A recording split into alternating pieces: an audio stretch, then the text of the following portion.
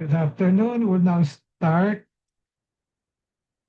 First of all, I'd like to welcome everybody to this pep talk this afternoon. Please mute yourself, but always show your video pictures. Sign in your name, your Facebook account, or email address in the chat box. Please include the names of companions attending with you.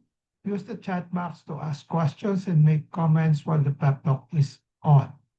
There will be group pictures and start and end of the pep talk, so show your faces in the video. A reminder after the pep talk is to take the online learning curve evaluation test exercise for mastery of learning and have a perfect score to get a certificate like the one shown here. I have placed the link in the chat box. And then obtaining 25 OLETE certificates will entitle one mentee to a free voucher for a RO Hoson medical consultation, either face-to-face or telemedical. Another request, please type in your feedback in the chat box during the open forum and before we adjourn. Let's now have a group picture taking before we start the pep talk proper in 2 minutes. Please turn on your video now and show your faces.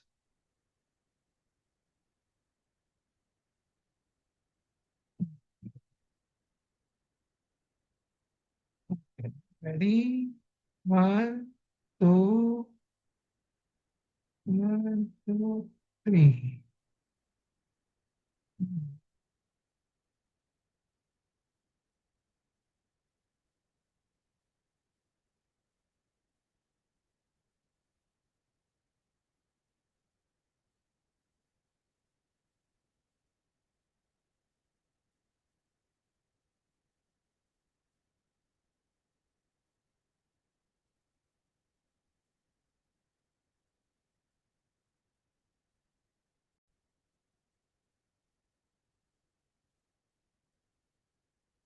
I have a patient empowerment program in which I like to empower the lay people or patients to take control in the management of their health. I started the pep talk on May 15, 2021 during the COVID-19 pandemic. There are 3 courses in the pep talk, namely core course, and then health disorder courses, and then health issue courses. I have so far delivered at least 240 pep talks from May 15, 2021 to May 9, 2026. So that's a period of 5 years, every Saturday, 2 to 3 p.m. And then May 16, 2026 marks the start of year number 6. How long the pep talk will last will depend on our enthusiasm, discipline, and perseverance. My pep talk today is entitled Who to Consult First, Conventional or Alternative Medical Practitioners for Your Health Concern. The empowerment objective is for the lay people to have a basic understanding on who to consult first, conventional or alternative medical practitioners in your health management. So this particular pep talk will be part of the module on navigating healthcare services.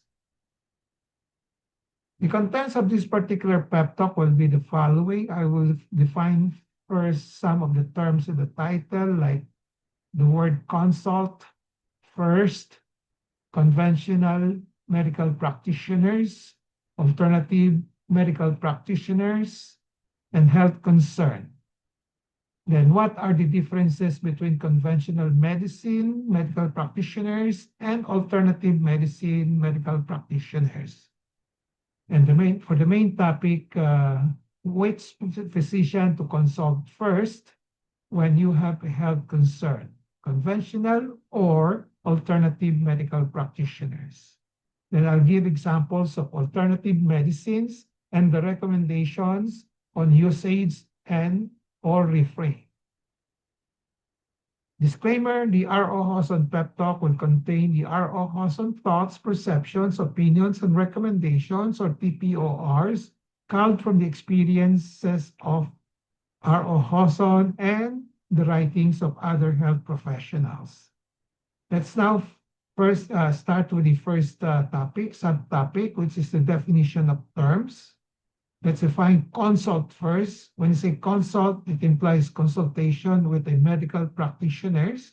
So this refers to a structured, systematic, may mga order na conversation where a medical practitioner or a physician listens to a patient's health concerns, gathers information through questions, tinatawag na interview, okay, and examination, doing physical examination, and then works with the patient to form a diagnosis or plan. Yung examination hanggang physical examination lang sa consult. Hindi pa kasama yung mga laboratory tests, no? Examinations, no? Okay. And then the procedures also, kung may mga minor treatment procedures, hindi rin kasama rin sa consult. No? So sa consultation, just a conversation between the doctor and the patient, pero structured siya. Ang aim nito, ang goal is to come out with a diagnosis and a plan of management. Now, definition of health concern naman refers to any health-related issues like symptoms, then findings or signs, the risk for a particular disease, questions by a patient, by a person, or worry by a person also, that prompt a person to seek advice, reassurance, evaluation, or even treatment with a physician. So yan ang concern.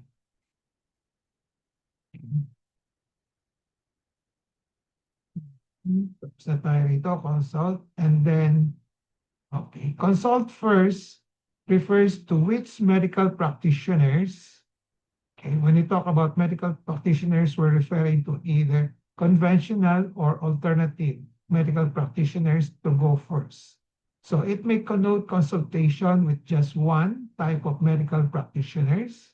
Kung first, pwedeng second, pero it can connote also isa lang. Okay.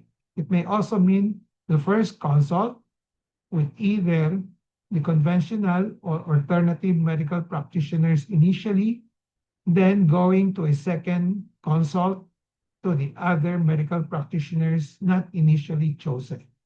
So example would be unang pinuntahan, conventional medicine, physicians. Then after that, pumunta siya sa alternative medical practitioners. Or vice versa. Ang unang pinuntahan niya, alternative medical practitioners. Then after that, pinuntahan niya yung conventional medical practitioners. So the questions being posed in this particular pep talk is who to consult first. So whatever be the actions taken by the patients after consultation, such as kung kinombine niya yung conventional and alternative medical treatment, this is not part of the concept of consultation first. As I said, in consultation is just yung conversation and then the plan of treatment. Hindi pa kasama yung treatment. Now let's talk about the difference between conventional and alternative medical practitioners. Conventional medical practitioners are physicians who practice mainstream medicine, usually Western medicine yan, and usually backed by rigorous clinical researches. May mga data-driven information. In contrast, alternative medical practitioners are those people, which can also be physician, pero pwede din hindi, no? Who practice medicine outside the realm of conventional medicine. So, a simple definition, basta hindi sakop ng conventional, alternative medicine. Okay? And usually, yung mga sa alternative medicine, yung mga recommend nila, yung mga treatment, these are usually not backed up by rigorous clinical research. So conventional medicine is also called as modern medicine, Western medicine, scientific medicine kasi may basis, then evidence-based medicine kasi based on researches, may mga ebidensya that supports the particular treatment. So a physician trained in conventional medicine is usually a licensed medical doctor, MD, yung pumasa ng Philippine PRC, Professional Regulation Commission on Medicine, then who diagnose and treats diseases using a standard process and using a scientifically validated methods. So conventional medicine is the other terms are these ones, and then yung doctor na practicing conventional medicine, may training siya on this one. Alternative medicine naman refers to the use of therapies other than those used in conventional medical treatment. Examples will be using herbal remedies alone instead of consulting a physician for pneumonia, and then using homeopathy instead of evidence-based cancer treatment. Nowadays, there are new terms coming up. May mga complementary and integrative medicine, naririnig natin yon. May mga nagpo-promote dito, nagma-market. No? Okay. So many practitioners still prefer the term instead of alternative medicine, gusto nila complementary and integrative medicine. So when they say in complementary medicine, this refers to the use of conventional together with the alternative medicine. So instead of saying alternative medicine, sasabihin na complementary medicine na lang. Okay. So the other phrase that is being promoted is integrative medicine. So this combines evidence-based complementary therapies with conventional medical care. Okay. There are some alternative medicine na may mga scientific basis. So, kino-combine nila with the conventional medical care. Kaya ni-integrate nila. That's why it's called integrative medicine. So, examples.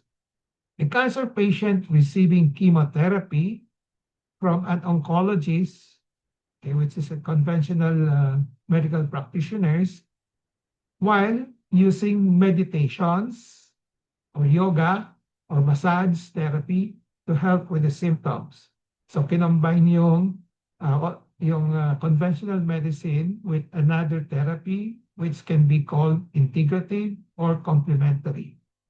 Another example, a patient with chronic pain receiving conventional treatment plus acupuncture. So the acupuncture is part of the alternative medicine or complementary medicine. In complementary and integrative medicine, conventional and alternative medicine are used together. However, in terms of philosophy, of healing, and scientific basis, they are different. So thus, some would use it alone, isa lang, whereas others would use it, kino-combine nila, pero sinasabi nila, these have different modalities of actions. So the question now is, in the presence of alternative and conventional medicine, anong uunahin? Or which one? We just talk about anong uunahin. Hindi ko man sinasabi na just limit yourself to one. So the question here for our discussion today, which one to use first? Conventional or alternative medicine? In the Philippines, alternative medical practitioners are individuals who provide health-related services outside the mainstream conventional medicine. Their training, certification, and legal recognitions vary considerably. Iba-iba yung mga basis nila. Okay. Whereas conventional medical practitioners, these are licensed medical practitioners, yung pumapasa sa PRC, okay, is by the government on medicine, PRC on physician licensure examination, and then after that pumasa, may license na sila. So yung content of exam is uniform. So So these are licensed medical doctors who diagnose and treat diseases using the mainstream medicine, which are associated with scientifically validated methods. So their training, certification, and legal recognitions are usually uniform, standardized, no? And well established in the community. So in the Philippines, the commonly known alternative medical practitioners are the following. Here is a list. No? Albularyo, naririnig natin yan, especially sa mga probinsya. No? Traditional folk healer. Then hilot practitioner, yung using traditional massage and musculoskeletal healer. Then herbolario in contrast to albularyo, ito yung magamit ng mga herbs, yung mga dahon ng mga plants. No? Then manghihilot, and then faith healer, spiritista, okay?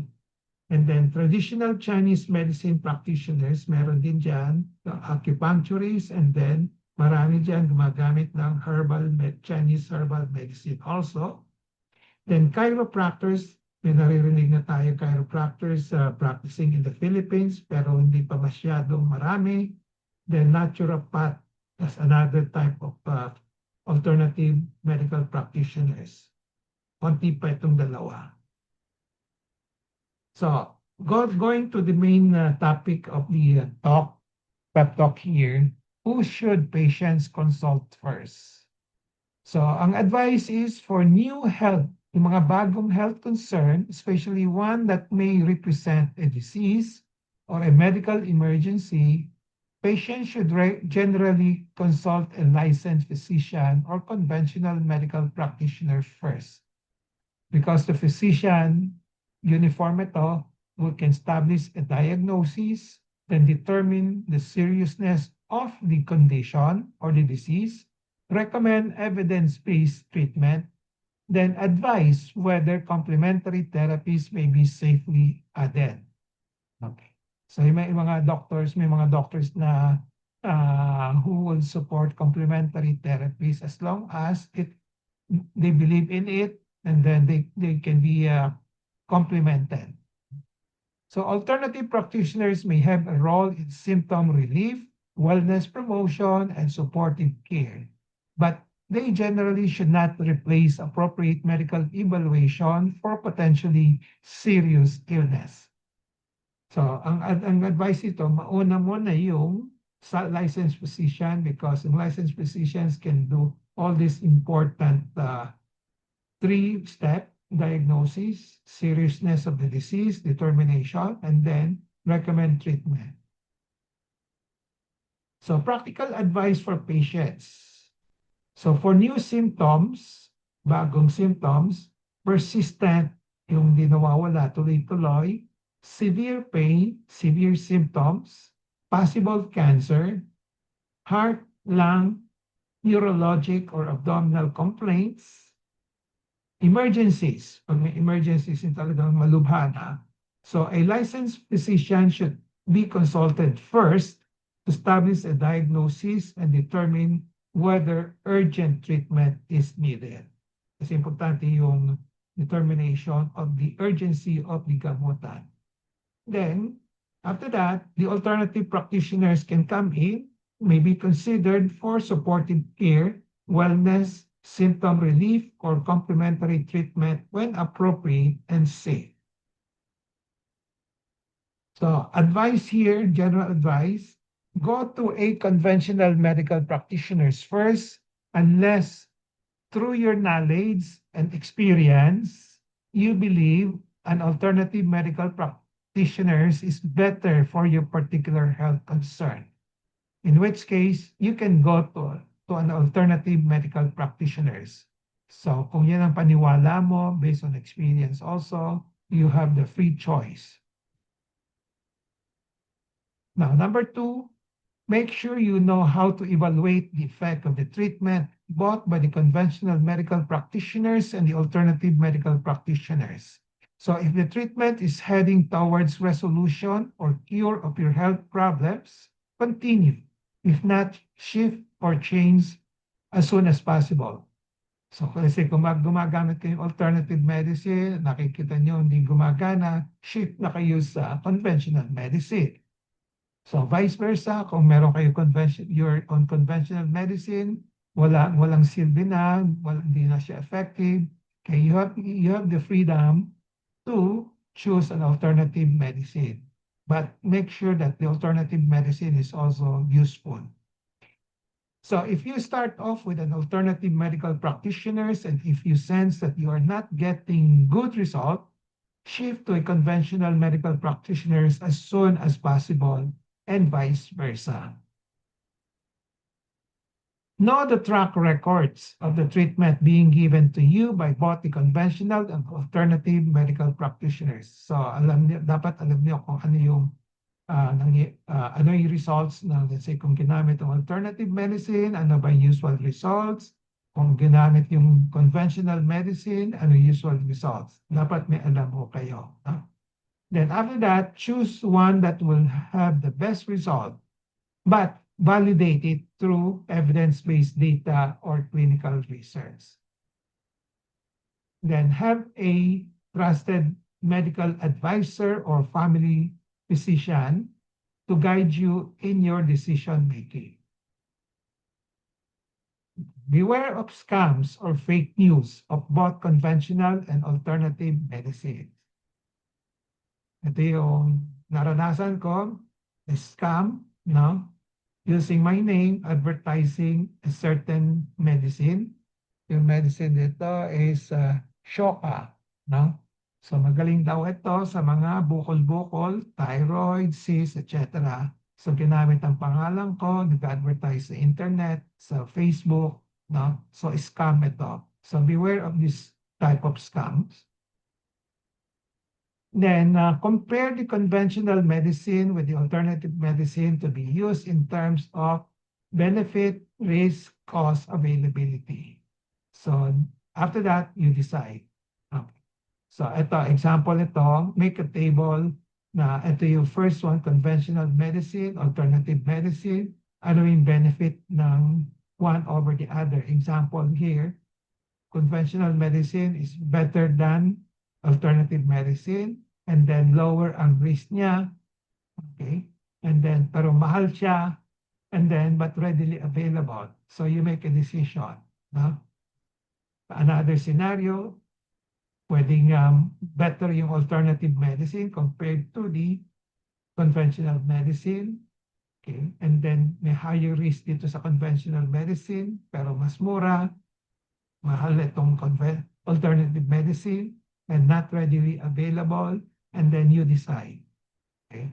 So, walang fixed rule ito. Basta i-tabulate lang yung data and then make a decision. No?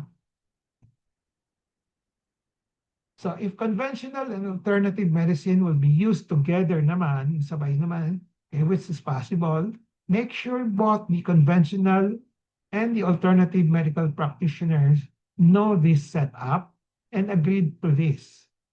And there is close coordination and collaboration between the two different types of medical practitioners. Kadalasan walang usapan yung dalawa, mas maganda kung meron yung mga dalawang klaseng doktor para for a better treatment of the patient. So, I will now present some examples of alternative medicine and the recommended usage, or whether you put it on hold, wag mo nang gamitin, okay? So ozone therapy is very popular nowadays, okay? So it falls under the category of alternative medicine. When you say nag-ozone therapy isang pasyente for cancer, okay? Despite being used by some alternative practitioners for decades, matagal na andyan yan, it remains highly controversial and is rejected by the mainstream Western medicine. So many healthcare professionals and agencies considered it as unsafe and dangerous. Ozone gas is actually toxins to humans And for ozone to effectively kill harmful bacteria, it must be present in concentration far greater than what is safer for human beings to use. So ozone therapy is not proven to be effective in the treatment and cure for cancer. Very commonly naririnig natin ito, nag-ozone therapy mga pasyente for cancer. Herbal medicine and dietary supplements in medical treatment. So the overall conclusion here is it's not proven to be effective in treating, in curing, and preventing diseases, including cancer. So yan ang overall findings based on evidences. So examples of all these herbal medicine and dietary supplements, you have mangosteen, guyabano, malunggay, luyang dilaw, mild cha, sambong. Sambong can be used except dito sa kidney disease pwede, pero not for cancer. Serpentina, King's Herbal, Boston C25, 24-7, First Vita Plus, Portier Placenta, Sante barley grass ito. Okay. And then Fern-C. Okay, so there are no therapeutic, malaging nilalagay din naman dito, no therapeutic claim sa bawat sa gamot na minamarket nila. Tama naman, no therapeutic claim because they're not, wala namang effect, no? So don't, so take note of this. Pag sinabing no therapeutic claim, maniwala kayo, no therapeutic claim. So huwag na kayo bumili, huwag niyo gamitin, especially for cancer. Sayang lang ng pera. So mainstream oncologists point out that the real dangers associated with the concoctions of mga herbal medicine, now it can cause critical delays in the care.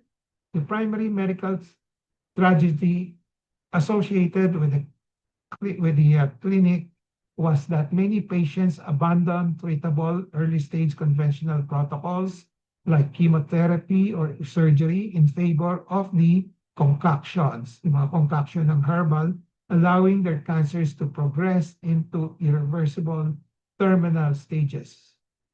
So marami ako nakikitang ganon, nag-herbal, concoctions, hindi nagpapagamot.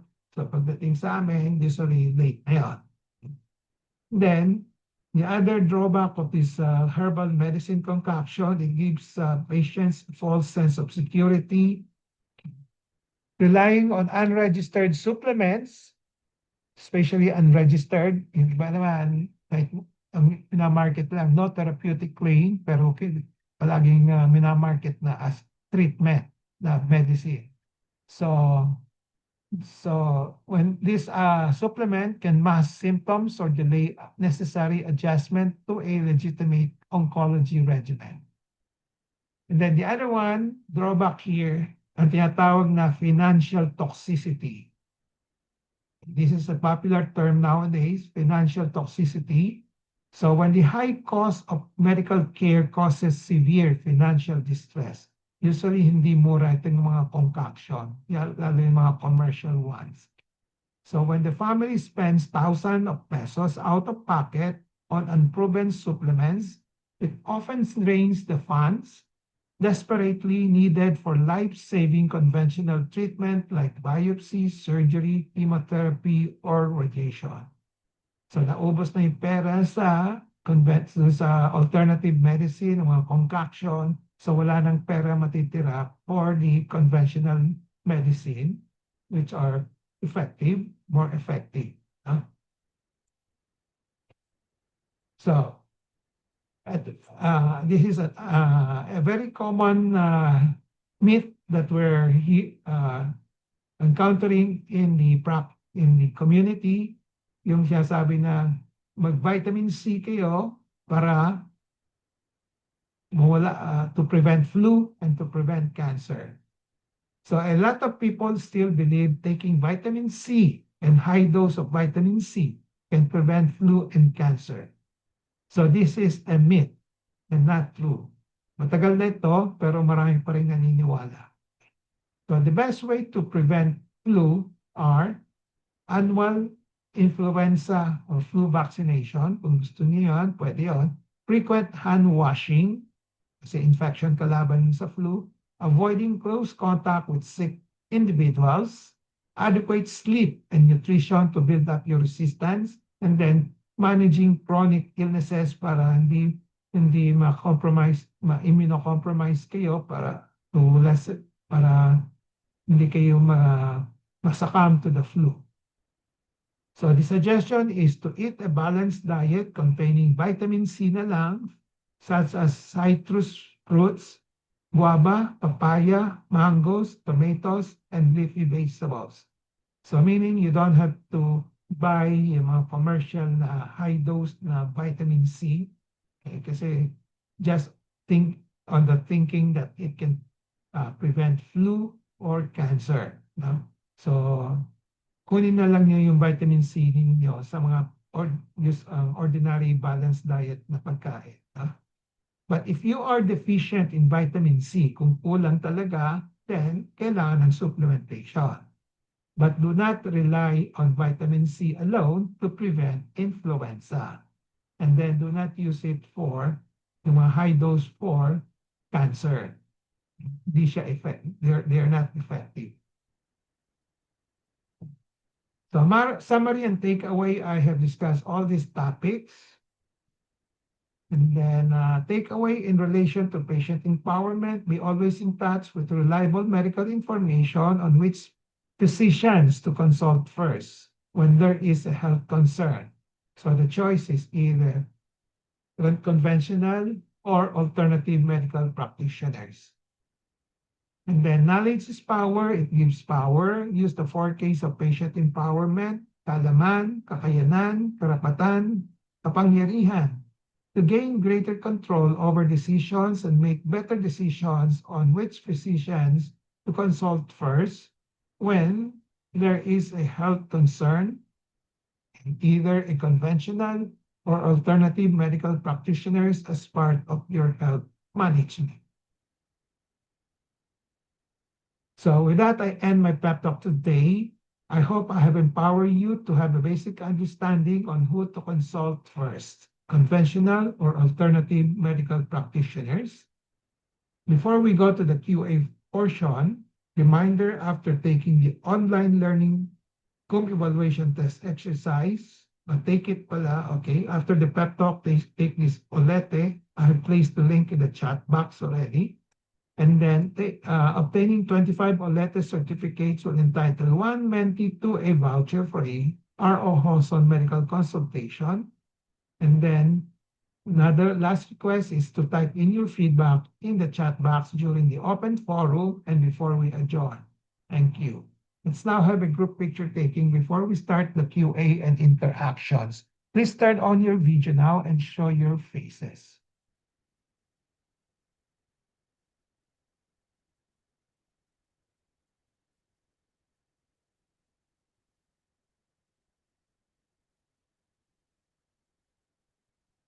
Okay, ready? 1, 2, 3.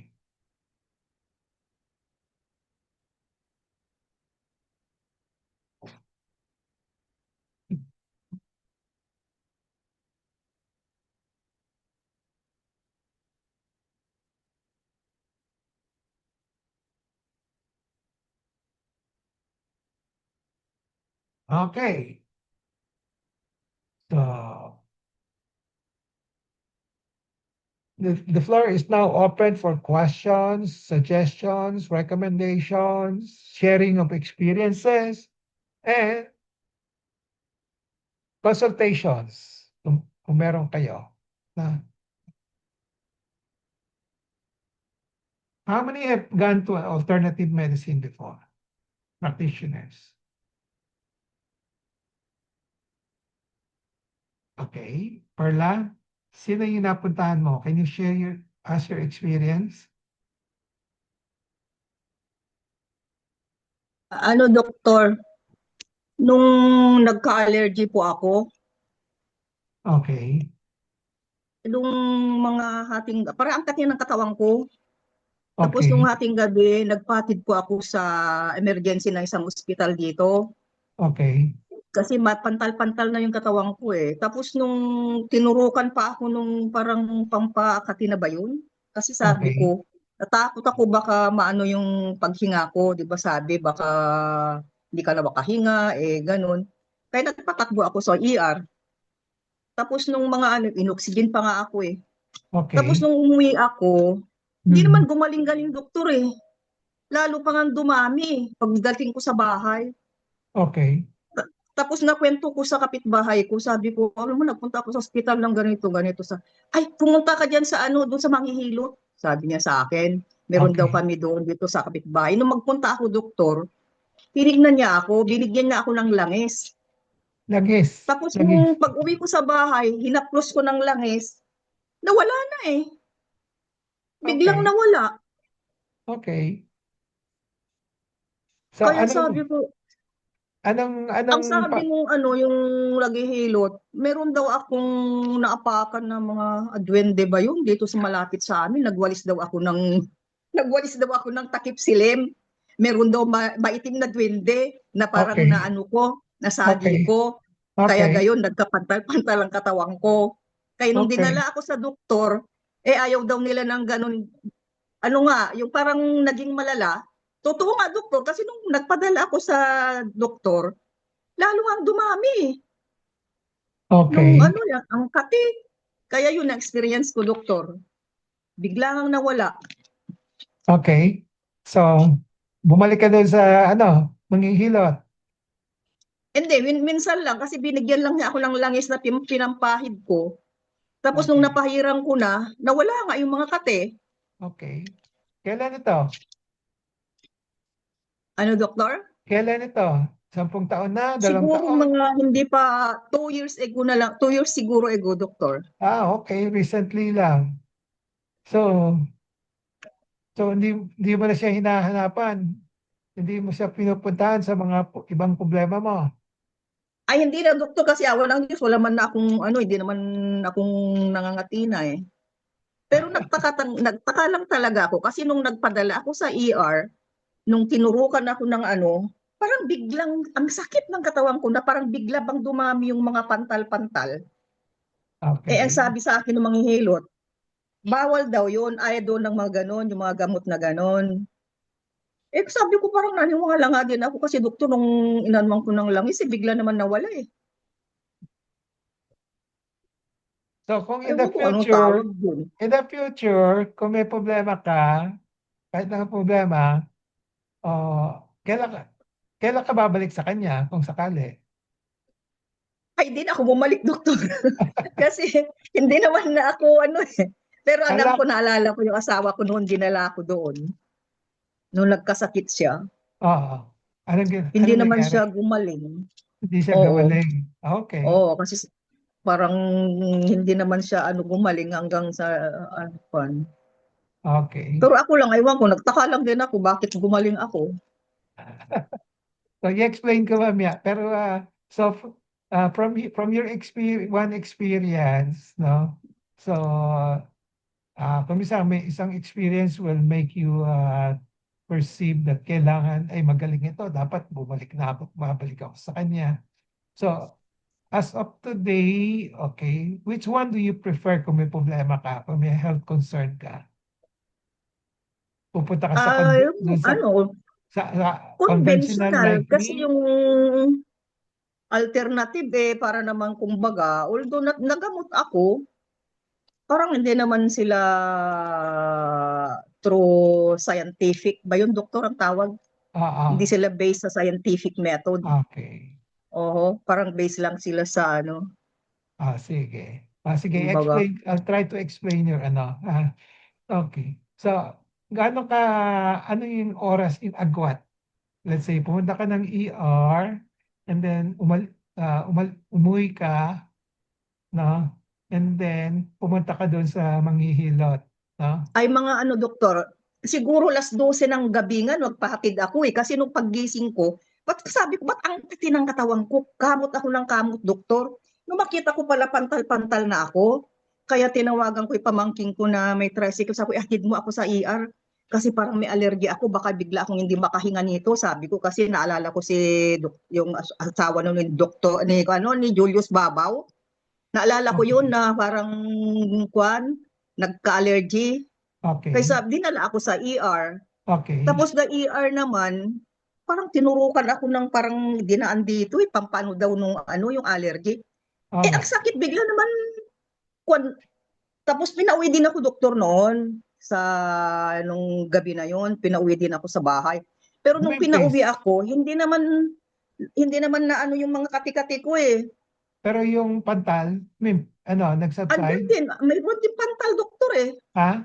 Kinaumagahan, nagwawalis nga ako dito sa harapan namin, nakita ako ng kapitbahay ko. Kunento ko nagpunta ako, parang sabi ko, bakit hindi naman gumagaling yung ano ko, nagpadala ako sa ER na nga, hindi naman gumagaling-galing. Sabi ko, sabi niya, Okay. pumunta ka kay ano, sabi niya sa akin, doktor, marunong siya. Kasi yung apo ko, dinala ko din doon, sabi niya. Okay. Nagpunta ako, doktor, doon. Okay. Tinignan ako ng kwan, yung parang faith healer. Sabi Okay. niya, naano ka ng kwan, duwende. Sabi niya, nagwalis ka siguro ng takip silim. Tama Naniniwala nga, kayo? nagwalis na ako ng takip silim. Dito sa, Naniniwala ka ano sa duwende? namin. Oo. Tapos, ito may langis. Kaya, kasi meron siyang ginawa na parang may kandila na sinusunog sa papel. May Okay. nag-a-appear na parang tao, ganun. Okay. O So, kaya, pero, binigyan niya ako ng langis. okay. Inano ko, hinaplos-haplos ko, doktor. Ito ko naman eh. So, Ayun ako naniniwala ka sa tungkol. duwende? Naniwala din po ako noon kasi nawala naman yung kati-kati ng katawan ko. So, Tsaka nawala naman yung mga pantal-pantal na. hindi ka dinadalaw ng duwende dyan? Ano, doktor? Hindi ka dinadalaw ngayon ng mga duwende? Ayun din naman na kasi takot na ako doon pagkatakip silim, hindi na ako nagpupunta doon eh. Anyway, okay. Baka Yung mabal- pumunta ka sa ER, may pantal-pantal ka, yung Opo, tinatawag na pantal-pantal. pantal yung nakaangat, di ba? Makati yung Makati, mga saka buong nakaangat. katawan ko ang kati. Ano sa palagay mo, may nakain ka?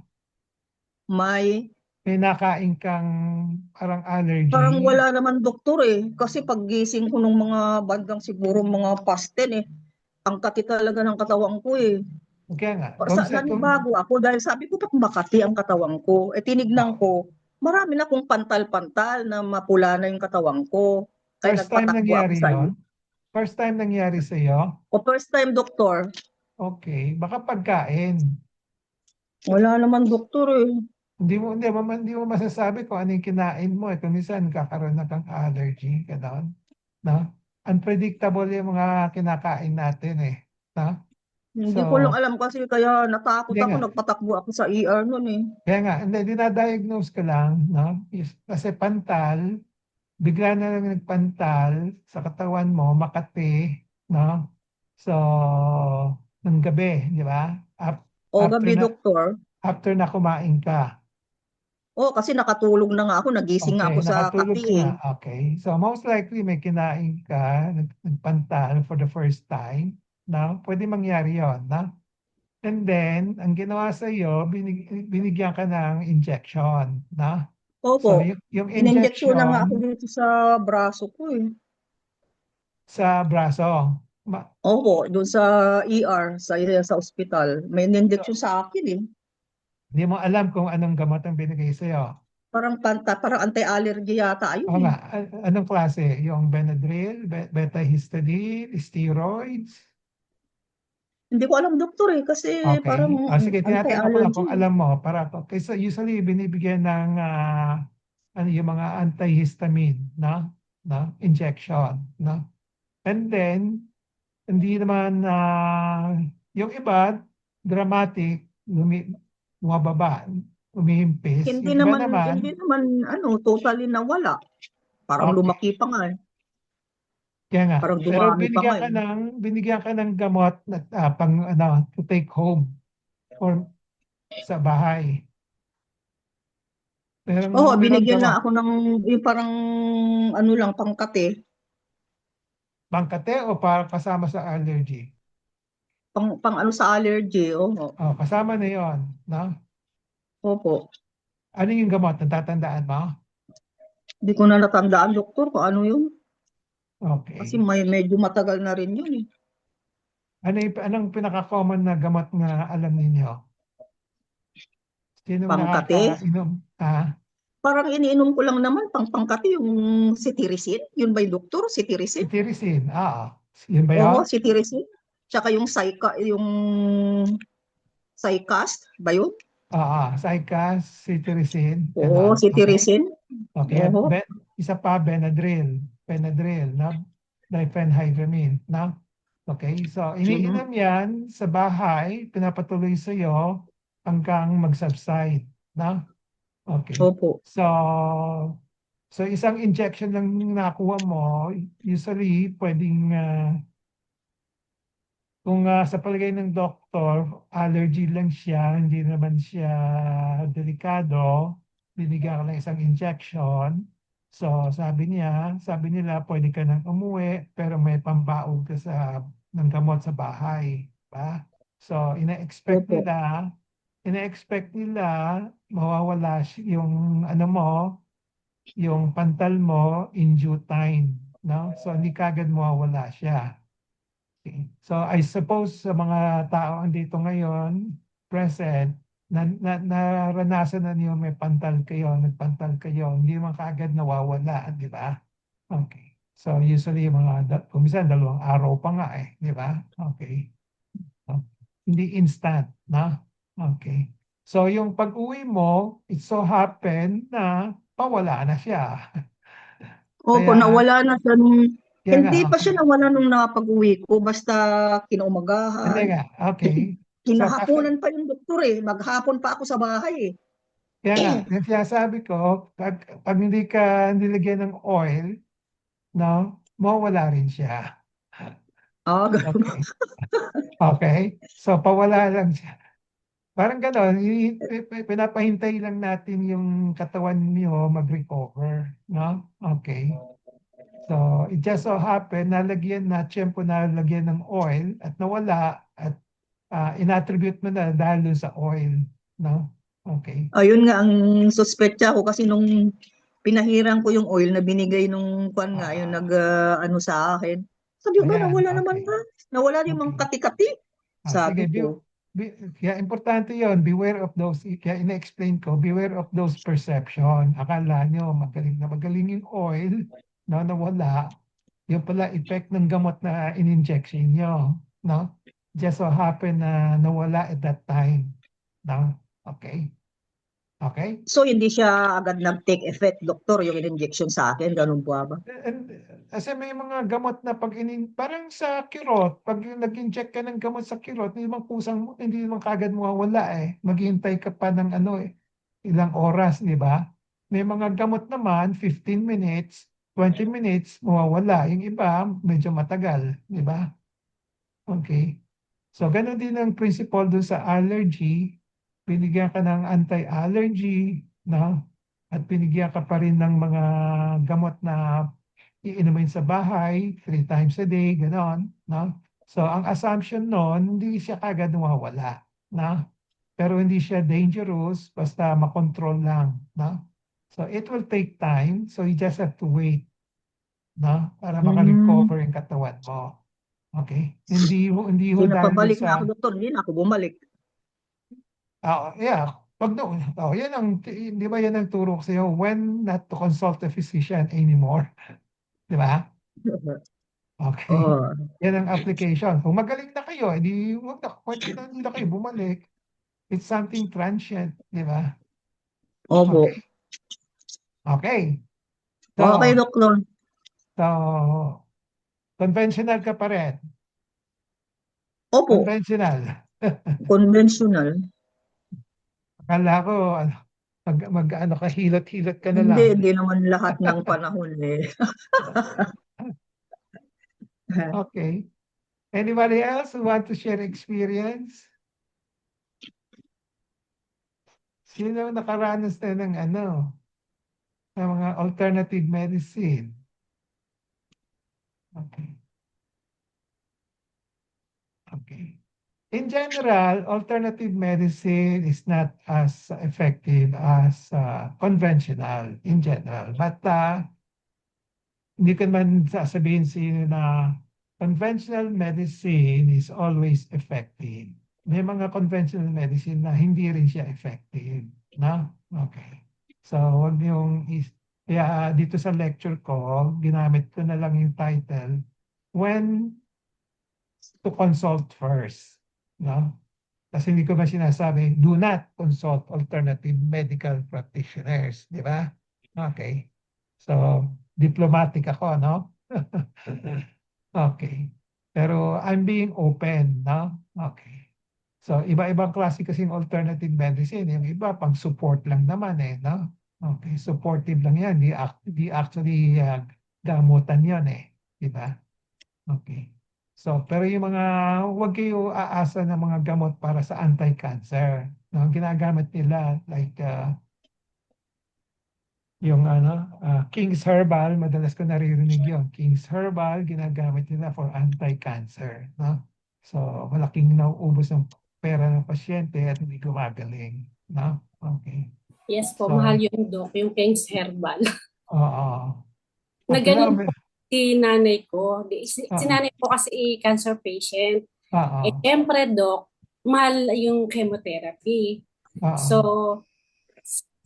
sinunod lang naman namin siya na bakit daw hindi namin itry yung gano'n kasi may nakapagsabi din sa kanya na kapwa cancer patient niya na nag-take daw nun. Tsaka, yung nga pong King's Herbal, syempre, doc, sinusunod din lang namin si nanay namin para, Oo. kumbaga sabi namin baka okay nga din po. Kaso sinasabi namin na iba pa rin naman talaga yung chemotherapy na gamot kaysa dun sa alternative nga po. Pati nga po yung Vita Plus, sabi ko sayang din naman din po kasi yung pera na, kasi magkano, nung panahon namin 2,500 yung isang bote na nauubos lang na, opo yung King's Herbal, parang nauubos lang po siya ng wala pang isang linggo. Siyempre po, kung iipunin mo na sa isang buwan yun, sabihin nyo 10,000, ang chemotherapy niya noon nasa 26. Kaya sabi po namin, mas okay po naman talaga yung dapat na, kung ano yung dapat na ibigay sa kanya, which is yung nga po chemotherapy. Sinunod lang naman namin po. Na yun nga po, kasi yun nga, mahal din po kasi yung ganun, mga gamot na alternative. Yeah. Okay. Parang So, kung ganun. ako, sumunod ka na lang po dun sa talagang ng doktor na yung advice na gamutan kesa dun po sa alternative. Okay. So, ang aking stand actually, after, we have to educate the public, di ba? Educate the public. And then, in the end, yung publiko, yung pasyente rin magde-decide. No? Okay. Kung talagang gusto niya yung mga alternative medicine, wala tayong gagawa. No? As long as they're willing to face the cost, no? Yung mga cost noon, no? Tapos na pwedeng walang effect, no? Ganon. Okay. So again, ang sinasabi ko, I'm still open to alternative medicine, pero sinasabi ko, mas effective pa rin ng conventional, no? When I say mas is not 100%, no? Okay. So depende sa Hindi ba sila doktor? ano. Yung mga alternative doktor, hindi ba sila doktor of medicine? Hindi lahat. Hindi lahat. No? Yung mga integrative medicine, meron mga integrative medicine, no, tawag na integrative medicine, doctor sila, license, no? So, usually ang gamutan nila supportive lang naman. Hindi yung parang talagang direct treatment, no? Okay.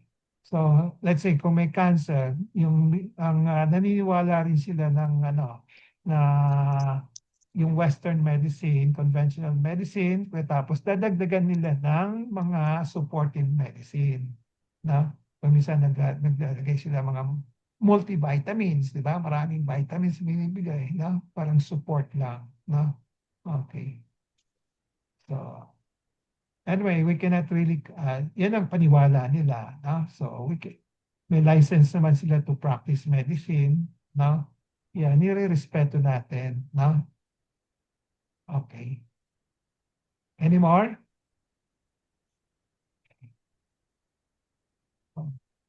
Wala na? Who wants to share? Wala na? So kung wala na, we'll call it a day.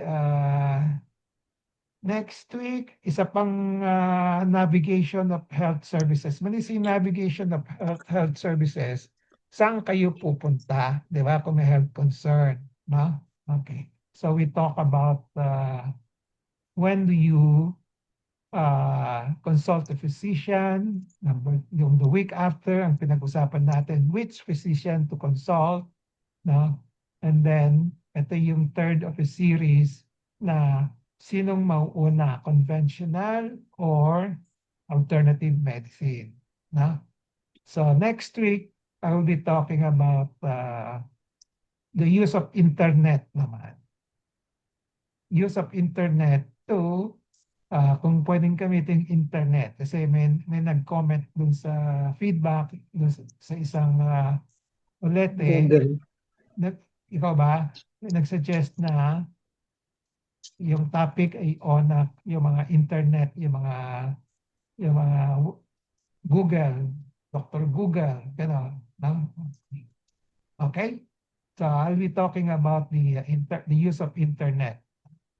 Okay. So kung wala nang tanong, we'll call it a day.